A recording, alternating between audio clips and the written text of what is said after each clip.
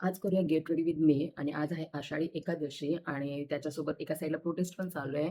So मला असं वाटलं, की आपण थोडंसं मध्ये व्हिडिओ स्टॉप करूया. मी व्हिडिओ स्टॉप केले होते. पण आज आषाढी दिनीनिमित्त मी पुन्हा चालू करायचा विचार केलाय. तर म्हटलं का नाही गेट रेडी विथ मी करूया. सो हा एक छान ट्रेडिशनल असा मी CSTवरून कुर्ता घेतला होता बहिणीच्या लग्नासाठी हळदीमध्ये घालायला. सो तो घातलाय आणि आता मस्तपैकी रेडी होऊया.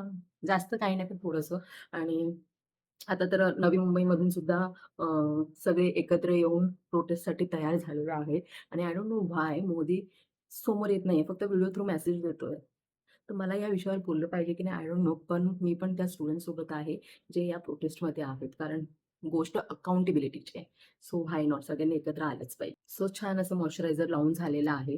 फाउंडेशन मी लावायला पाहिजे की नको लावायला पाहिजे? आय गेस लावायला पाहिजे कारण मी कधीच मेकअप करत नाही. ॲज अ ब्युटिशियन आणि मेकअप आर्टिस्ट असून सुद्धा मी जॉबला जाते तेव्हा एकदम नॉर्मल मेकअप करते. पण आज निमित्त आहे, तर मला असं वाटतं आपण मेकअप केला पाहिजे. सो कलर बारचं फाउंडेशन वापरते, जे की संपलंय पण तरी पण गरीबी अंदर से जाती नहीं, असं करून मी हे सगळं करते.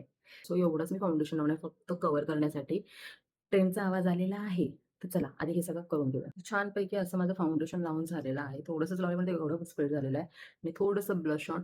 कारण असं तर मी निर्लज्जच आहे. पण कोणी कॉम्प्लिमेंट केली तर झाल्यानंतर गाल थोडी गुलाबी दिसली पाहिजेत. म्हणून हा ब्लश लावते आहे. सो ब्लश आणि कॉम्पॅक्ट नंतर मी ही Lakméची लिपस्टिक लावते. म्हणजे पूर्ण ओव्हरऑल लूक तयार होईल आणि मी आता टिकली लावल्यानंतर तुमच्यासमोर येते. सो अशा प्रकारे माझा गेट रेडी विथ नाही sorry get ready with me ready झालेली आहे. आता या केसांचं काय करायचं ना हे मला समजत नाही. So me as simple as that जास्त कॉम्प्लिकेट न करता हे असे बांधून विच